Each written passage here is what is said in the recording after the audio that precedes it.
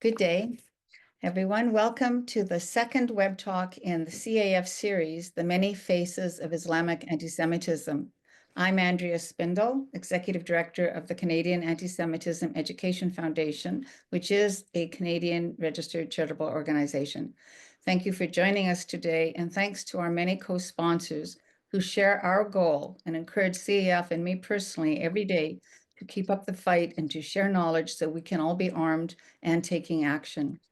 Thanks to the J.ca, Club Z, Allied Voices for Israel, Massachusetts Anti-Semitism Synagogue Task Force, the Israel Committee of Sonoma County, the Canadian Institute for Jewish Research, Americans for a Safe Israel, European Lawyers for Israel, Stand With Us Canada, the Israel Activist Calendar, the International Christian Embassy Jerusalem in Canada, the Mattathias Project, and Jew Hatred Canada, and the Lodger Center Congregation.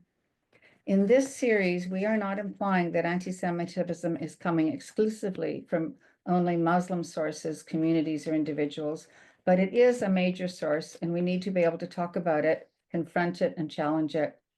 Many people and organizations are either squeamish about saying Islamic anti-Semitism because they may be labeled racist or homophobic, or because it's politically incorrect.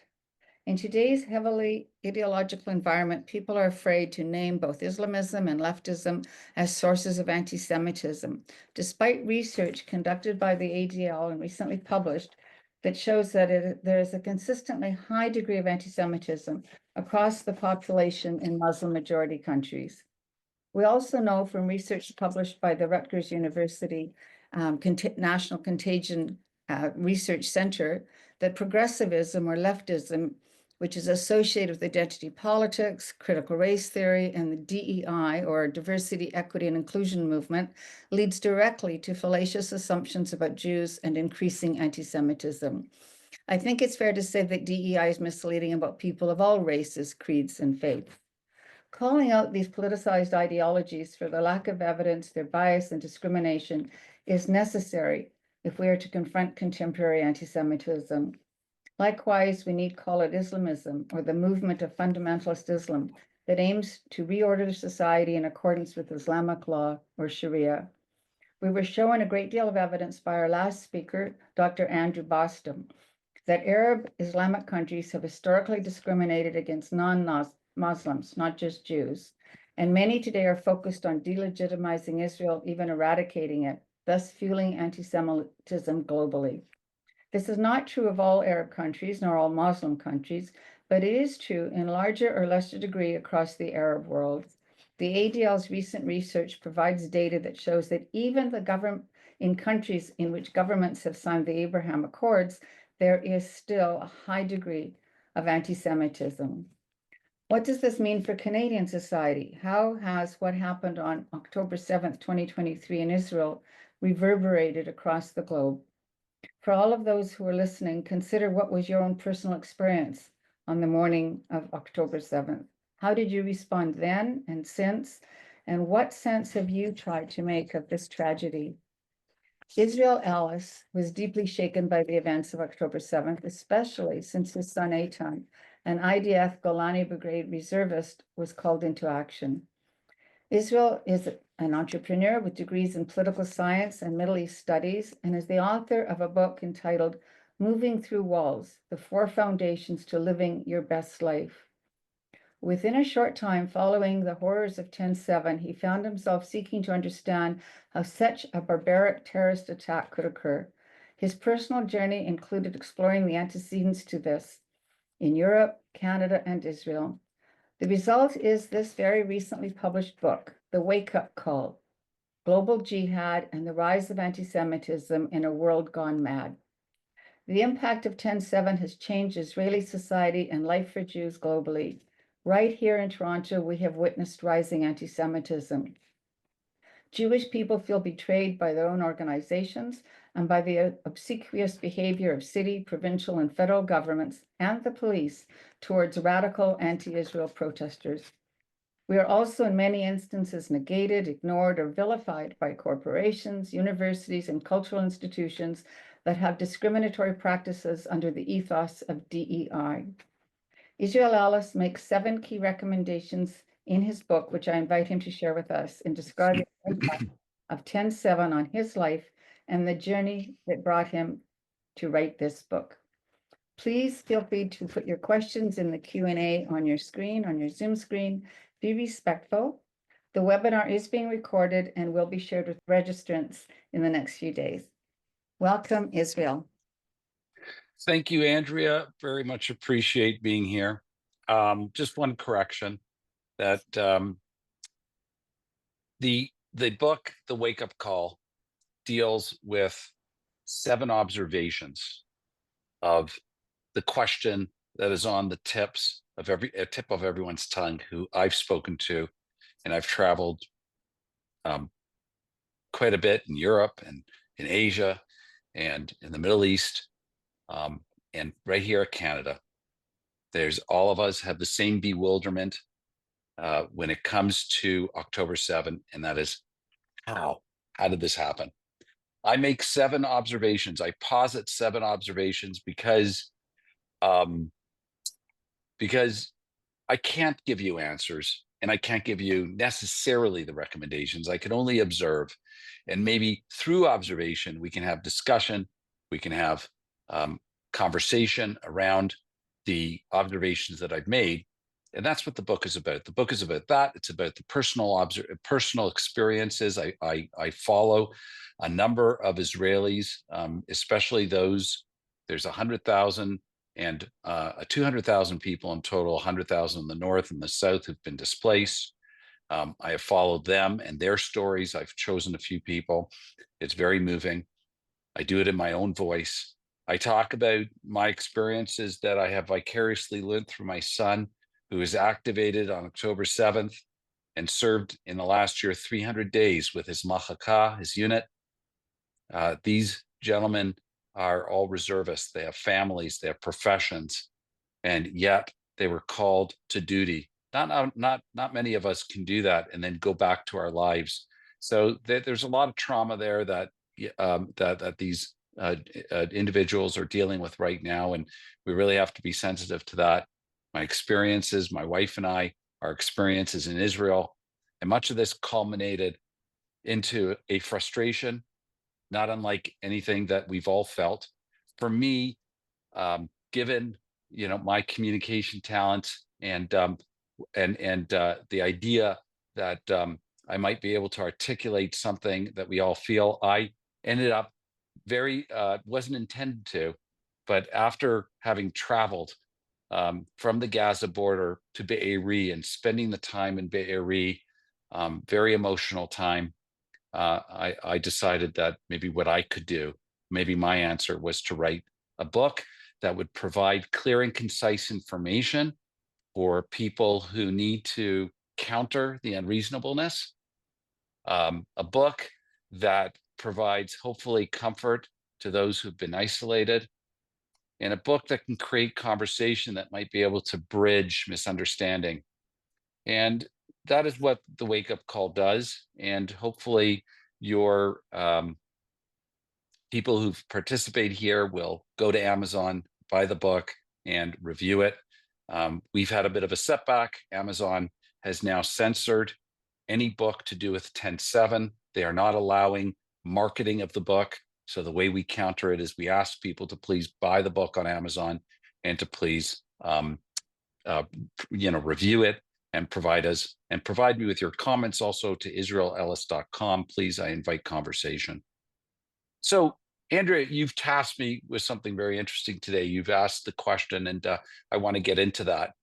When I wrote the Wake Up Call, Global Jihad and the Rise of Anti-Semitism in a World Gone Mad, I did so because I wanted a tool to open up conversation and discussion, and in doing so, to ask the difficult questions. The problem with discussion today is that it is most challenging when reasonable people are to have conversations with unreasonable people.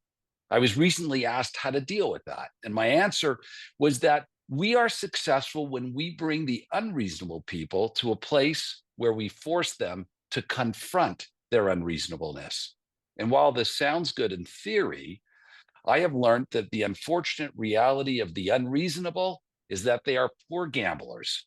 They have a bad poker hand, but they keep piling the chips on the table to make the other players believe differently.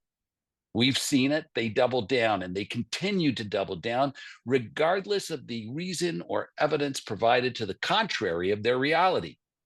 These haters have a deep hatred that may be ingrained into their DNA or genetics, and some are actually quite clever, although that's an oxymoron in itself, a mystery that I grapple with every day when I watch or hear or read these disillusioned, misguided cretins.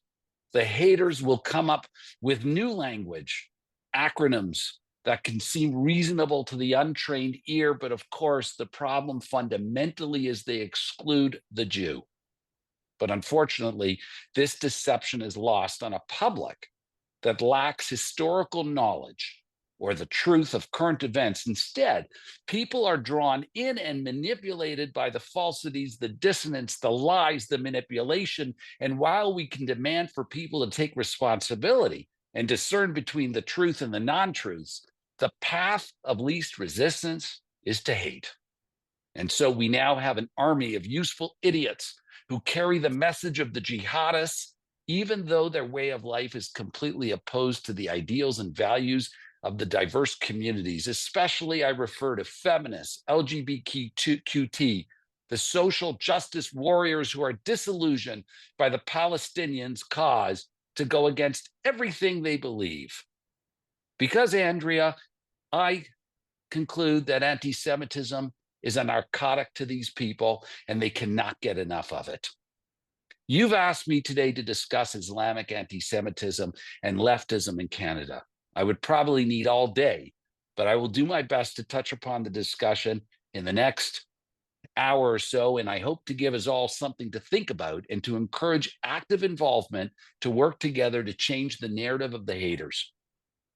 My book, The Wake Up Call, was written to provide well-cited and balanced information that anyone can use to counter the arguments of the useful idiots, to educate those who bizarrely and wrongfully accuse Israel as colonizers, occupiers, and worst of its accusations are genocide.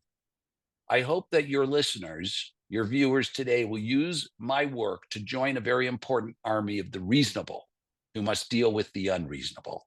So let's get started, and let's first talk about Islam and anti-Semitism.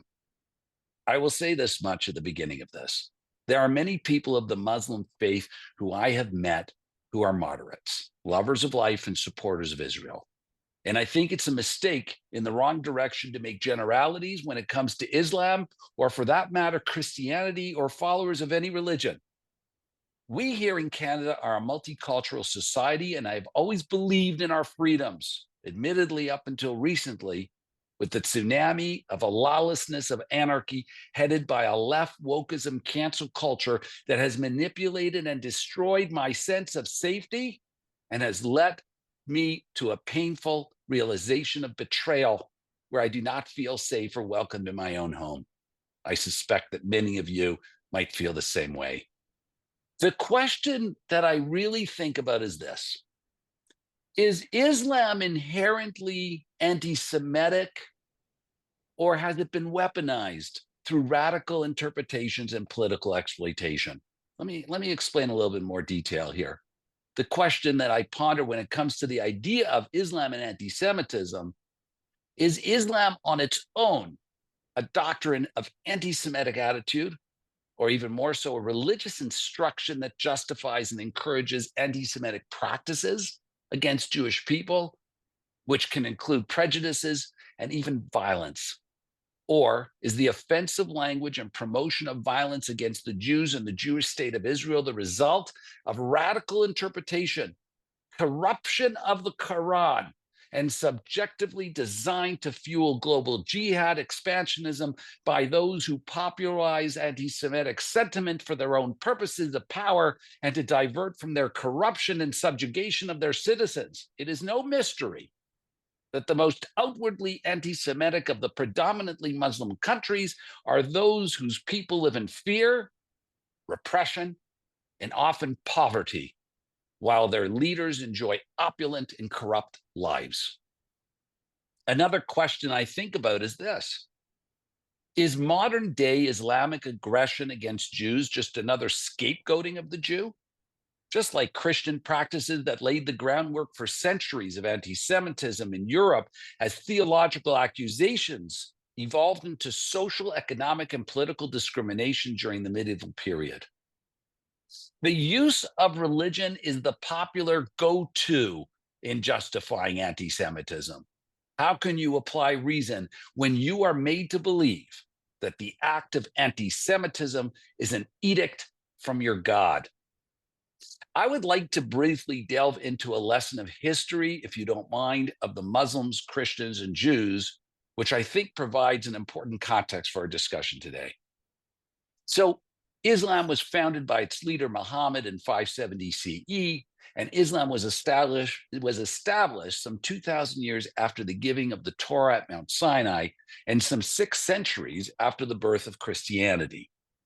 The chronology here is important because of claims made in the adaptation of the Quran with regards to the prophets. Abraham is the father of both Ishmael and Isaac, as stated in the Hebrew Bible. God proclaims both to be the fathers of great nations to follow. It is believed that Ishmael's great nation referred to was the future establishment of Islam. Though Ishmael was not a Muslim, he is counted amongst the prophets, and the prophet Muhammad considers himself a direct descendant of Ishmael. Both Islam and Judaism are monotheistic religions. Both religions share in the Abrahamic faith, sharing many historical and theological roots. There have been many periods in history where Muslims and Jews have lived in peace and unity, and these examples of peaceful coexistence reflect times of rich cultural, intellectual, and economic exchange.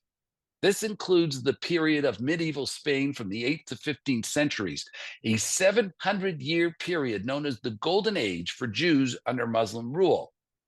The atmosphere of religious tolerance allowed Jewish and Christian cultures to flourish alongside Islam.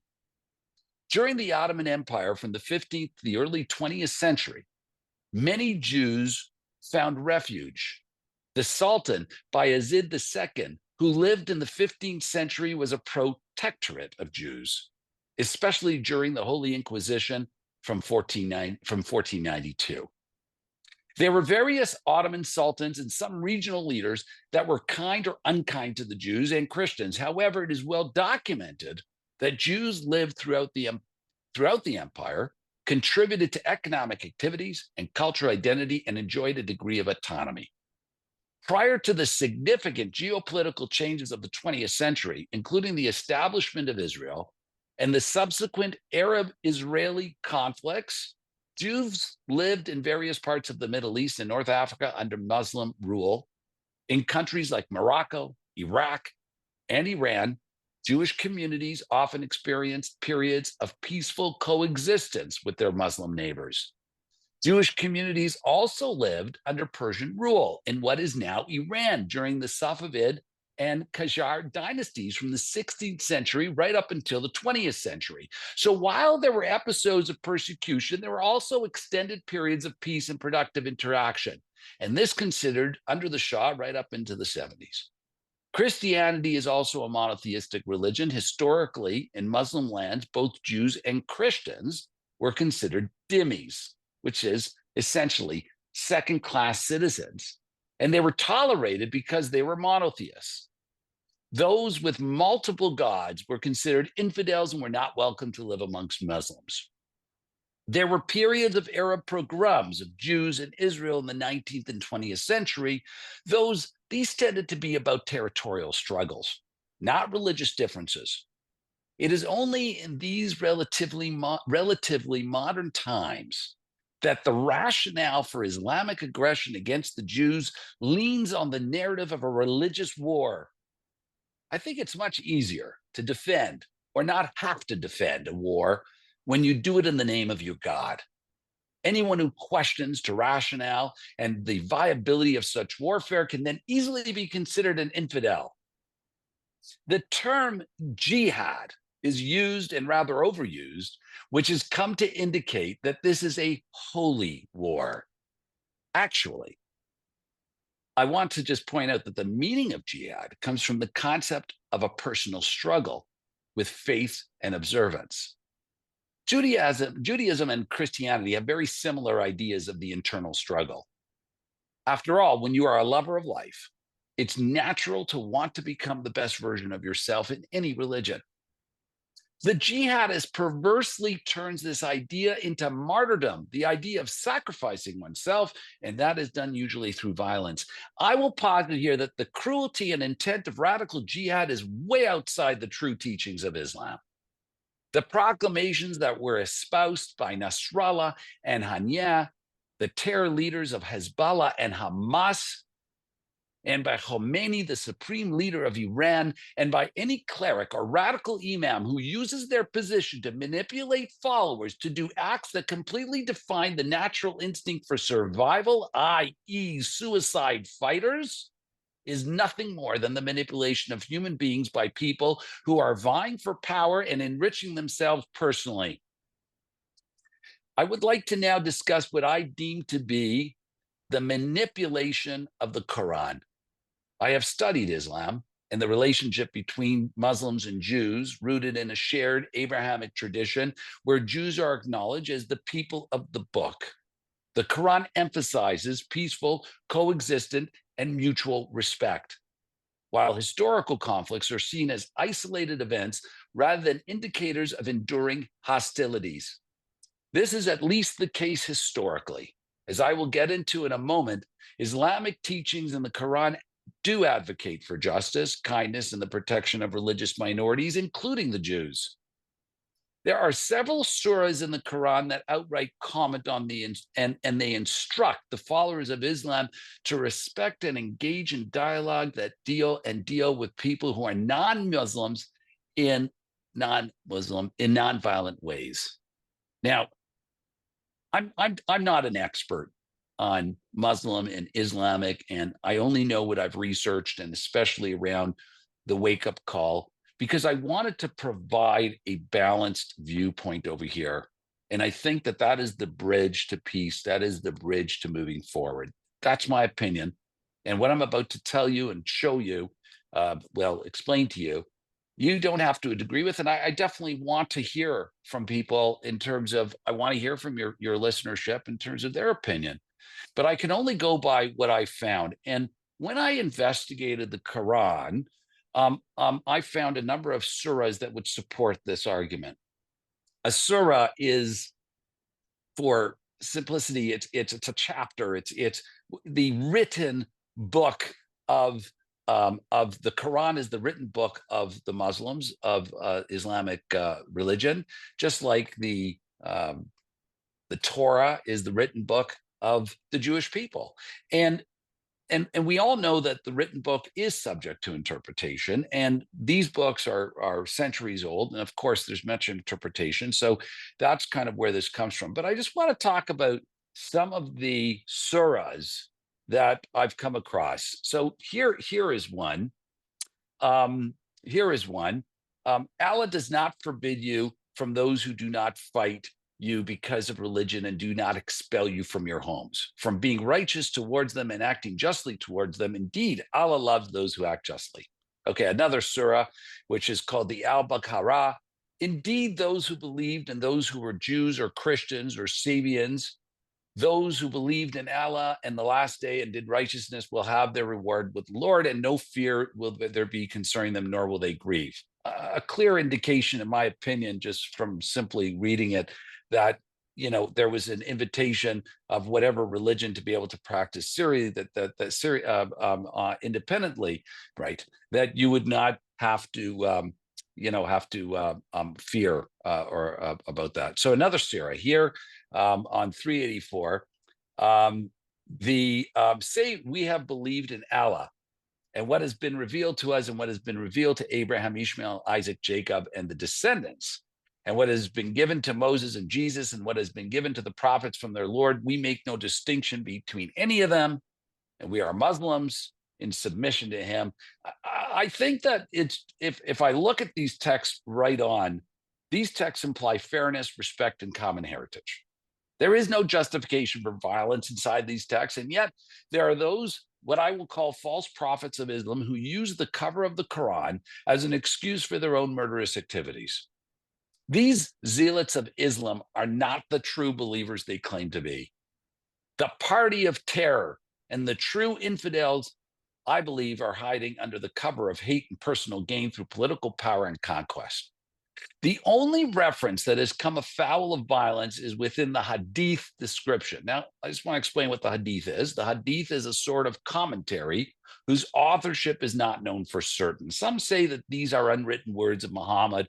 Others contend that the Hadiths were added much later. The controversial Hadith that is the common language of all jihadists comes from this quote, and I quote, "The last hour would not come unless the Muslims will fight against the Jews, and the Muslims would kill them until the Jews would hide themselves behind a stone or a tree, and a stone or a tree would say, 'Muslim or the servant of Allah, there is a Jew behind me, come and kill him.' But the tree, Garkad, would not say, for it is the tree of the Jews." It is this passage that has become the thin thread of rationale used by radicalized Muslims. And I use the word thread with purpose because this is almost invisible. This is almost an invisible link to a written sanction for the murder of Jews. It continues to dangle there only because people will attach themselves to any argument, even the weakest, when it comes to hating on someone else. Any person who is knowledgeable and or a true Muslim will know that using this justification in the current day is a blasphemous and unjustifiable departure from the Quran. The contradictions between the core principles of Islam and the current conflict with Israel does merit discussion, because the foundational Islamic values of peace, justice, and the sanctity of human life are really disconnected from the realities of the anti-Jewish and wider inter-Arab conflict in the region. Now, please, understand, and I've said this, that I'm no expert, and I don't claim to be an expert on any of this. And it's the Quran is I've studied it, and I studied it years ago as part of my degrees in Islam and Middle East studies. But this is sort of my observations, and this is what I am creating discussion around. Islam teaches, the idea is that Islam teaches peace as a fundamental principle. And the Quran emphasizes the importance of peace. This is what I found. Muhammad's recorded life includes instances of making peace agreements with his enemies. So the reality today, in my opinion, contradicts these principles. It drives the important question of how Islamic leaders can reconcile their rhetoric of destruction and jihad alongside the peace-oriented religious teachings of the Quran. The jihad concept in Islam originally referred to striving in the way of God, and yet today has been widely adopted as a rhetoric of aggression. Even if you take the stand that striving in the way of God is interpreted as self-defense, the Quran insists that any act of self-defense must be conducted within strict ethical guidelines that minimize harm to civilians and seek peace as the ultimate goal. Well, that didn't happen on October 7th. The perversion of Islam is how they rationalize their terror. And in doing so, they insult both Islam itself and all Muslims. So that's a little bit of a history lesson over here, and some context leading up to what I call the shift. And the shift we're going to call happened in 1948 or thereabouts. Yes, from 1918, 30 years prior, there certainly was a great deal of Muslim or Arab Jewish conflict under British rule. But the real shift happened with the creation of Israel and the Arab world's response to that. The collaboration between Islamic extremists And the Nazis is part of, prior to that history, the safety of Jerusalem, all of the fabrication of modern anti-Semitic narratives to fuel political power, the misinterpretation of the Quran. And at the same time as this is all taking place, there is another shift going on in another part of the world. So here in 1948, we've got the establishment of the state of Israel. And then we have the Arab nations lining up on the borders. And of course, everyone knows what happens. They were not lining up on the borders under a religious banner. This was a territorial grab. This was about between Arabs and Jews. It was a time where there was, this heavy Nazi influence that had happened prior to that fueled a lot of the flame that created the rhetoric of anti-Semitism. And we know what happens. We know that many of the Arab countries warn their citizens. They pile into places like Gaza and they become known as refugees. I talk about the non-refugee crisis in the wake-up call, which is very interesting for you to read about. And of course, we all know about the establishment of UNRWA, which is the biggest scam of all times, and how this victimization of the Palestinians continued. But at the same time, and this is what's really interesting, and this is kind of one of the first observations that I've made in the wake-up call in terms of the answer or the observation I posit as to the question of how, is 75 years in the making would have been the East and West hegemonic struggle for power. This powerful sort of play between two powerhouses of Russia and the U.S. And as this is taking place post World War II in America, there is a new policy that is driven by the paranoia of communist infiltration known as the McCarthy era. I'm sure some of you maybe recall Reds Under the Beds was sort of the short form, where it was believed that anyone who had liberal values must be communists. And this led to an expansion of US policy to get involved in wars, which were not their own, using the rationale of communist influence in other countries that could threaten American values. This period of America created a vacuum of civil liberties and divided a people. And in response to America's period of McCarthyism, I believe, was the ideological liberal movement that was created to fight against and protect people's right to privacy, freedom of speech, and freedom not to participate in a conflict that was their own. So if you recall, conscription came to an end. The result of this newly established liberal ideology was a generation of America that would become strong protector of human rights. These liberals were considered to be on the left of the political spectrum, and all was happy in paradise for a time, as the people won favor of the land under the banner of civil liberties. And once again, America took their newfound empowerment and decided to bring these liberties to other countries, whether they wanted them or not. And the decline of the liberal movement probably happened around the same time as the enforcement of liberal values on those that may have had different opinions. And this led to a period of time known as the rise of liberalization, which became a more forceful movement following the likes of Malcolm X, who embraced Islam in the name of the liberalization of America, and who proposed that America had become corrupt and the antidote was to embrace Islam. So I'm drawing the connection of where it leads to for us today. So bear with me. Thankfully, this did not take off as a popular thought at the time, although the civil liberties movement and the idea of constant victimization did. And from this was born the woke culture that became radicalized and was seized upon by rich Arab nations that had the foresight to understand that the invasion of global jihad would come through the manipulation of the cash-strapped liberal left. Universities like Columbia stated emphatically around the 2012 period that these gifts of significant financial contributions would have no influence on the academic or educational syllabus of the institutions. And so the money flowed, it poured in, and the invasion of the jihadists began. We all now know that those funds did influence the most elite of our institutions of America, leading to proclamations of a new belief in humanistic stands. And Andrea, you alluded to this as well specifically. DEI, seemingly harmless language. Who would argue with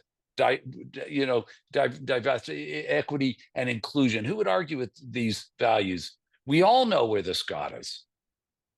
And though today, with a new American president, Trump has received a mandate from the people to do the job that needs to be done, because the people of America recognize that they are the next Europe in waiting. So say what you will about Trump, but immediately after this month's inauguration, many of the extreme left ideological pundits, organizations, and these acronyms of principles, they are now coming out of vogue. But not in Canada. Our liberal leader doubled down, and they continue to double down on movements that have taken the unreasonable position. And as I have stated at the beginning of this, have chosen to take the Palestinian cause as their raison d'etre, regardless of the obvious damage these movements are doing to our Canadian dreams and our Canadian values. But no matter the political climate, the hate has become institutionalized into our country.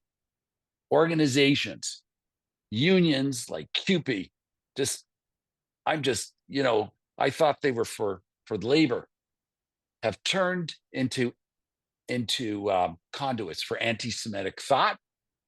Local governing bodies like the TDSB, the Toronto District School Board, they have created a new syllabus of hatred that is ingrained in the hearts and minds of our children, who will one day be leaders of our society. And I think that is the scariest thing that's going on.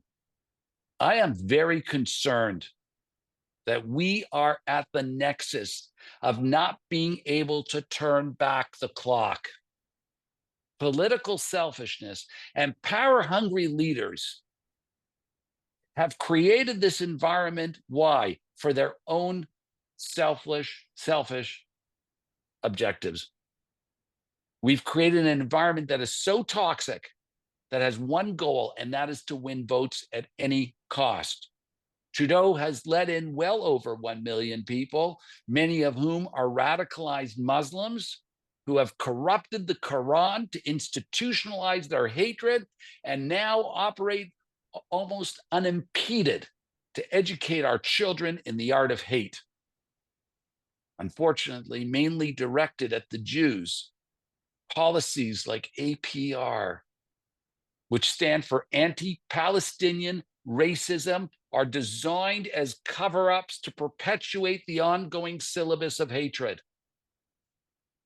It is not lost on me, and likely on any of you, that these people have had the audacity to reverse engineer much of what Jewish advocacy has been calling for. It's as if they took our playbook and made it their own.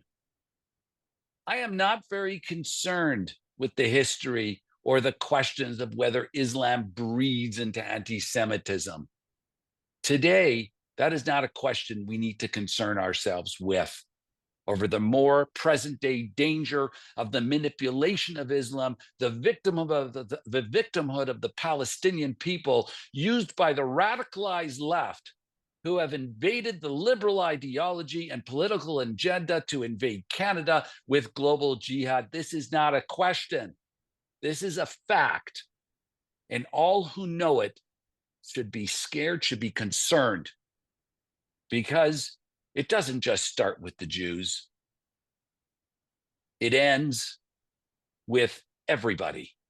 And at the end of the day, if we don't stop this, It will be in our backyard of every person, and the destruction of this country until there is nothing left of the beauty and the glory and the rights of liberties that Canada is known for. I have to tell you, Andrea, that the reason I wrote the wake-up call is because as a Canadian, I feel betrayed. I was disillusioned for long enough to not listen to my wife's grandfather, who told me that never again wasn't just two words. It was a reminder, impossibility, that the hate is always simmering beneath us. Why they hate the Jew and what that, it's a whole other historical discussion. But the fact is it's there. And I feel that my disillusionment, I almost feel like most of us, I feel duped, and I feel unwelcome in my own home. And thank God we have children in our community whose neshamas, whose souls speak to them, and they go to Israel as lone soldiers. And as a parent of a lone soldier, we have to endure this anti-Semitism, and we here at home just taunting us. In my own backyard, I had to hear calls for genocide of myself. And we try to ignore it, and we try to pass these people off as nuisances and radicals and nutcases. The problem is that we have reasonable people within our community, within our society, that we can't reason with. And this is a tragedy of the future. And so the question is, what can people do about it? How can you get involved? I don't think that violence is the answer, and I'm sure many of you agree. Long term, it's going to come down to education. We must take back the narrative, and we must do it together, unified, and we must do it with strategy and with plan. And I believe that I would encourage people to get engaged, at least at the lowest rung of the matter. And right now, that lowest rung of the ladder, the ladder, is trustees in the Toronto area, for example. We've got to get back in the game. We cannot be complacent, although it is usual for people to have apathy towards the electoral process, thinking that it only matters on a federal level or provincial level. You got to get involved locally. We got to get back to that. We got to get into institutions. There is a betrayal of our corporations. I mentioned Amazon at the beginning of this, but it's far deeper than that. We have no direct flights to Israel. I recently went to Israel. I had to go through 3 airlines in 3 different countries at an enormous cost just to be by my father's bedside, who was taken to a hospital. And then I had to do the same thing coming back. It's painful. We are being discriminated against every day, and we're being punished by companies and by people who we are supporting. It is the absolute irony that I pay a tremendous amount of tax so that my government can give this money over to the biggest scam of all time, UNRWA, so that they can support goods that are going to Hamas fighters to rebuild themselves, while my son is in a corridor, protecting a humanitarian corridor in Gaza for goods that are destined for Gazan civilians so that they don't get attacked and taken over by Hamas. So the irony is that I live in a country where I'm paying my government so that they can donate money to terrorists who are trying to kill my son. That is the absolute betrayal that I'm experiencing. So from all of this frustration, I've written the wake-up call.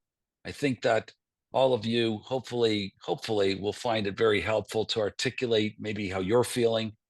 And I very much appreciate to hear feedback from everybody on it. But that's what I did.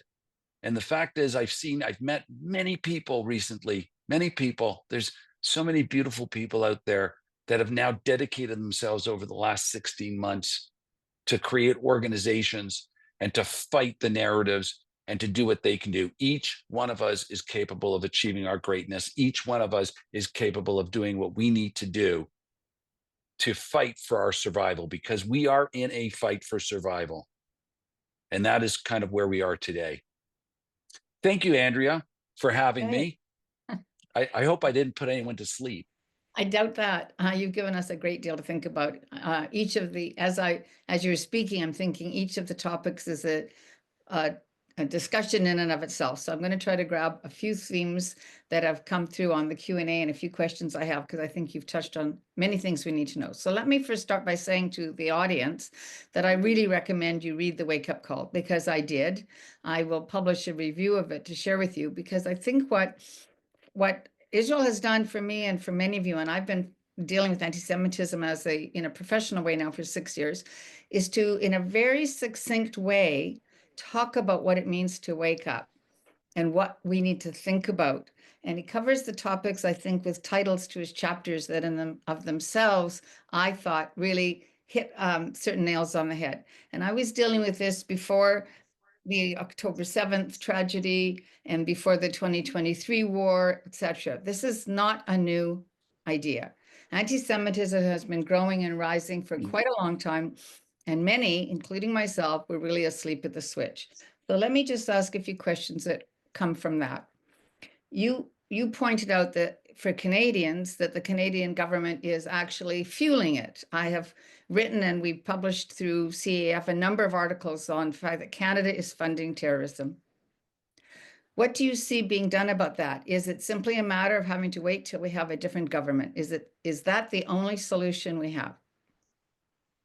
I think that what we've all been pretty shocked by is I think it's when I saw the video clip outside of Zara retail store at the Eaton Center, when a masked,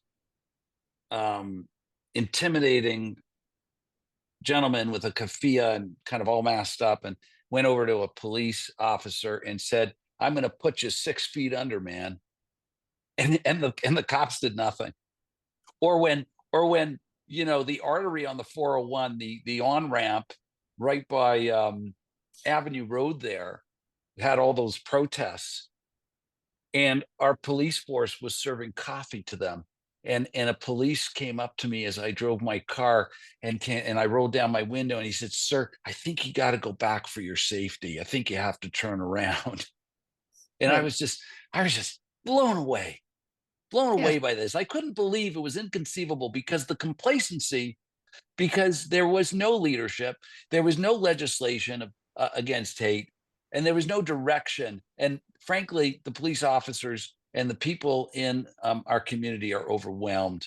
Olivia Chow, Trudeau, all of them, useful idiots who try to make this about two sides, who try to create moral equivalence here. There is no moral equivalence.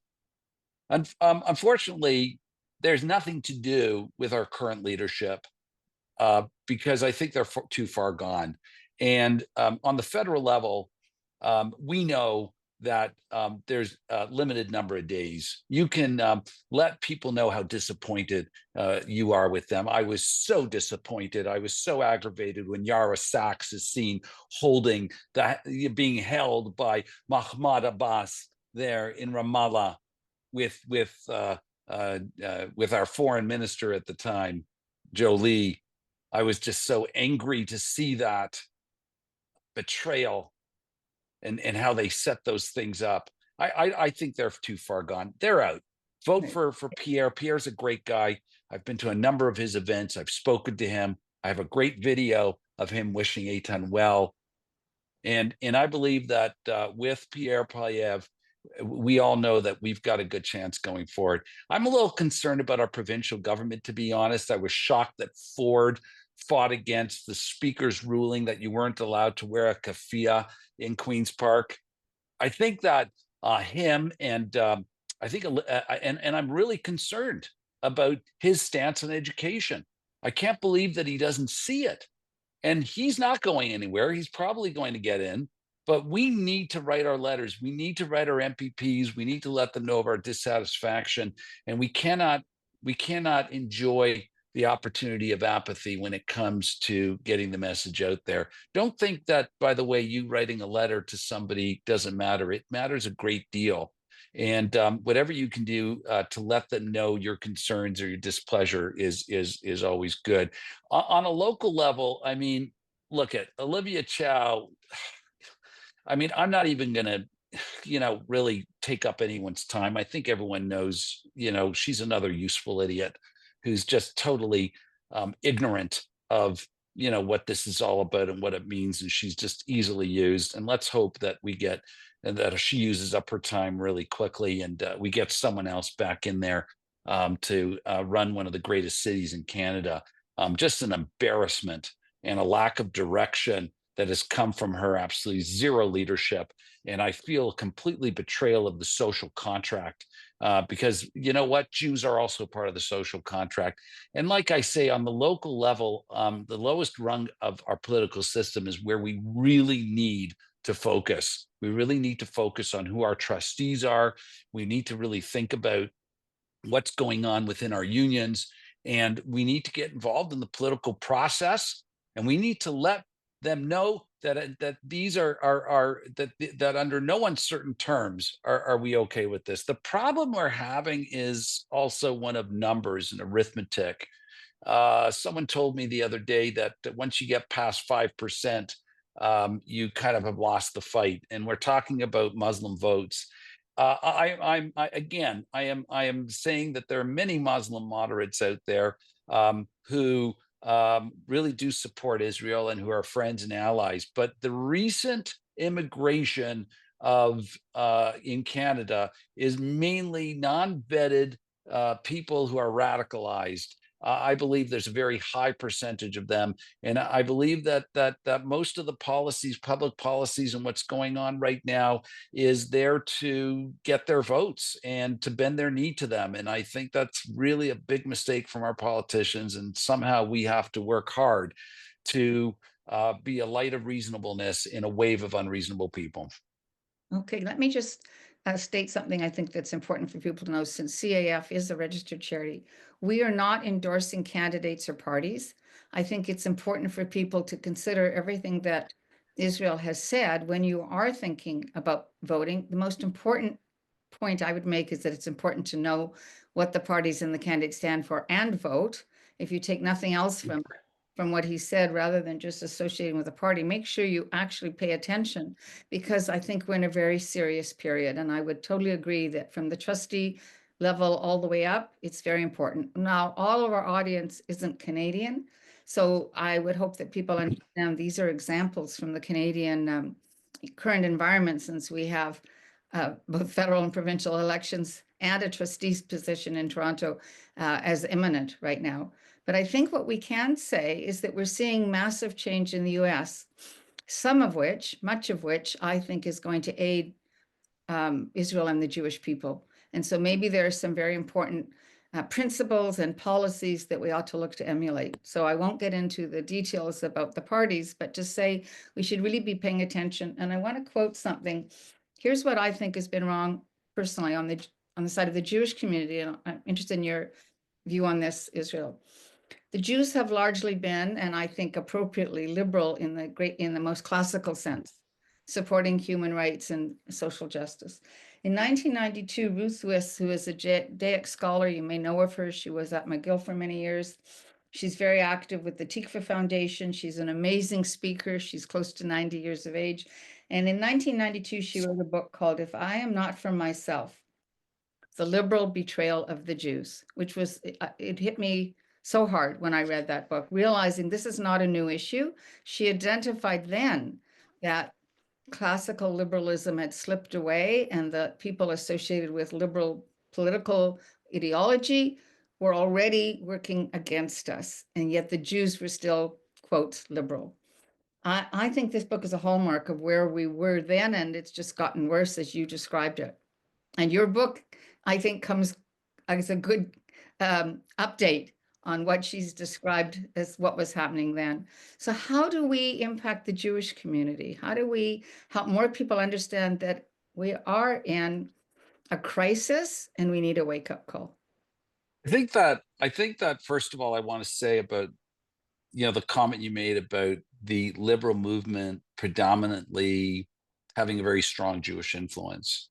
And I would expect so, because we are a people with a very high moral compass, and we lead the world and we lead the way.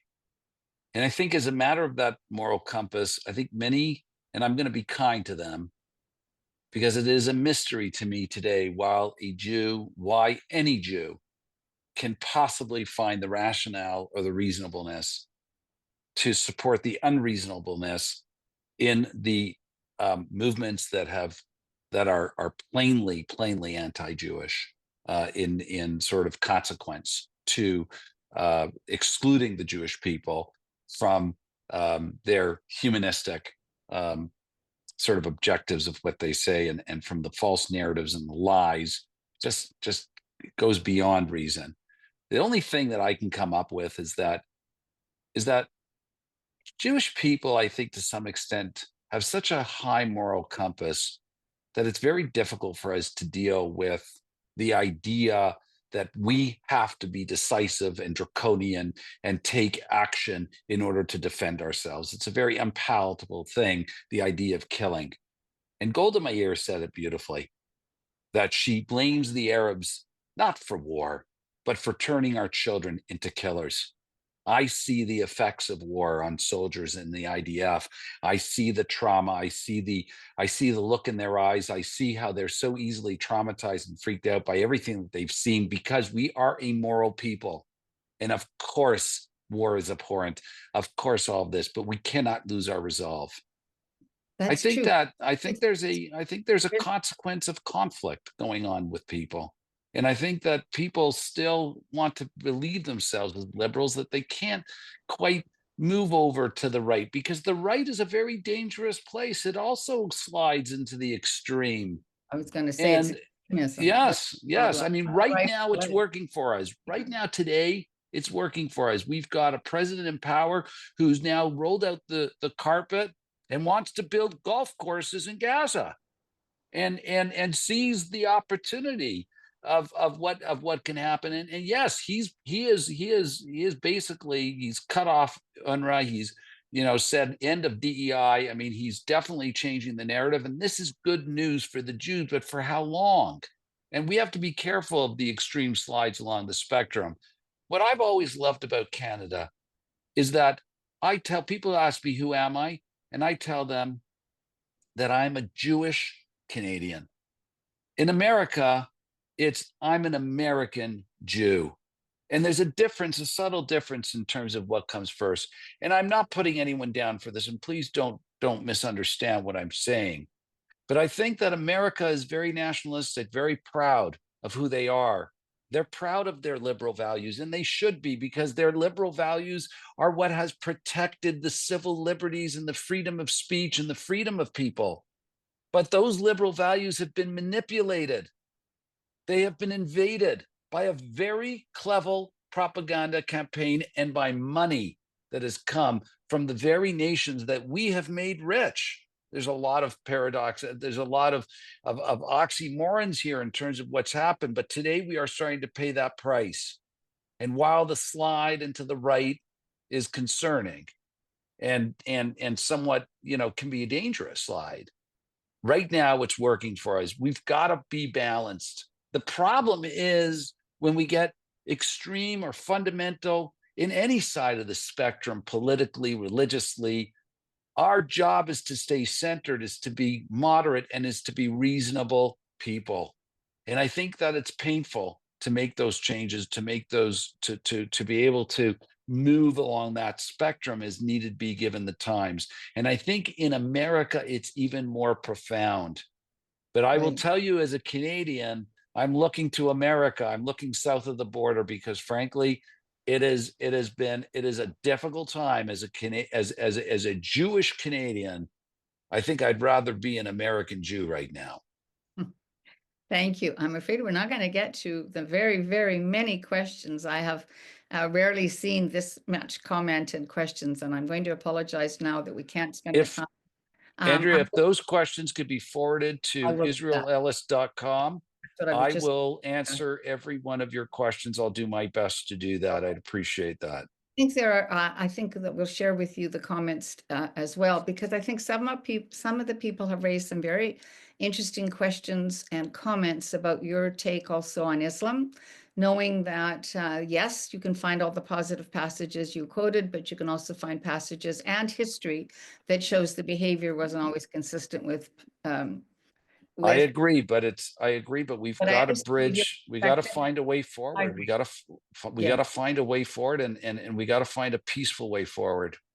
Right. So I want to thank you really very seriously, Israel, for taking the time today, for writing the book, for sharing your thoughts, for being also in the book very upfront and personal about how it's impacted you, because I think everybody needs to come to grips with what's happened in their own life and then take action. And I want to stress the latter. And if people want to be more involved, I'm happy to hear from them.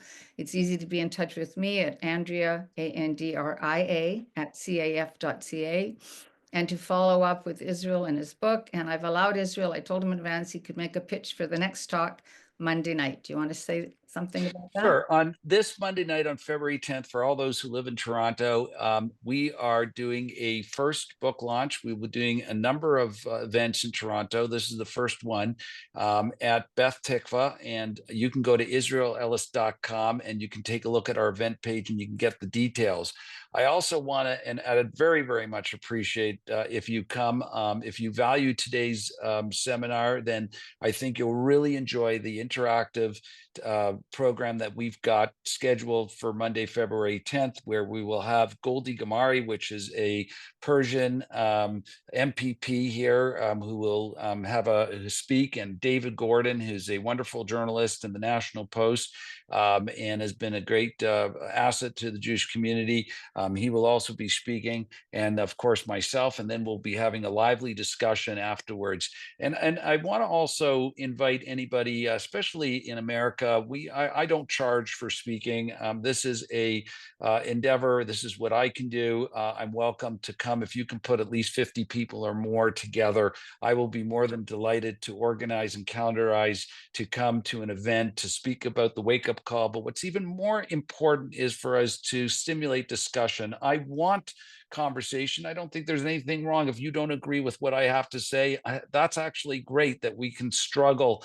That's my name, Israel. Struggle with God, struggle with people. I mean, we've all got great opinions, and we need to struggle with the conversation, because through that conversation, we can find clarity and we can find the creativity to figure out what it is that we need to do to protect the continuity of our people, however that is. And I appreciate the conflict and the moral compass that we all have to deal with. We all must deal with it. And so we need to be together, and not just Jews, but not just as my wife would say, to preach to the converted. We need to preach to the other people too, to non-Jews. And I did urge you that if you come Monday night, please bring a non-Jewish friend with you. Please bring a Muslim friend with you. I think it's very important. The wake-up call is about an education. It's about, in my own words, telling a story to people, to give them facts that are well cited about what is the nature of the relationship between Muslims and Jews, between Israel and the Arabs, and most importantly, between the jihadists and the corruption of the liberal, what I call the illiberal liberals. And so please be in touch if you'd like us to speak at an event. And please, again, purchase the book, The Wake Up Call, Ellis, on Amazon.com or Amazon.ca. It's an Audible, it's in digital form. We had everything produced in Israel. I wrote the book in Israel, did the finishing of the book in Israel, and we also have it in hardcover and in softcover. And that would be the best way. And please get back to us on that. Thank you very much, Andrea. I really appreciate it. And I look forward to meeting many of you who can make it to February 10th to this Monday's event. I really look forward to meeting you in person. Very good. I do too. Thank you so much. Let's make sure that we do touch a lot of other people with this information and wake them up to the fact this is a global struggle. This is not just a Jewish struggle. And now I would just like to invite David to put up a slide to thank our co-sponsors again. We very much appreciate the support of all these organizations. And I'm very happy to point out to people, we have American organizations, we have a European organization, as well as local and Christian. And we at CAEF are working with communities across the entire spectrum. So thank you, everybody, for joining us today.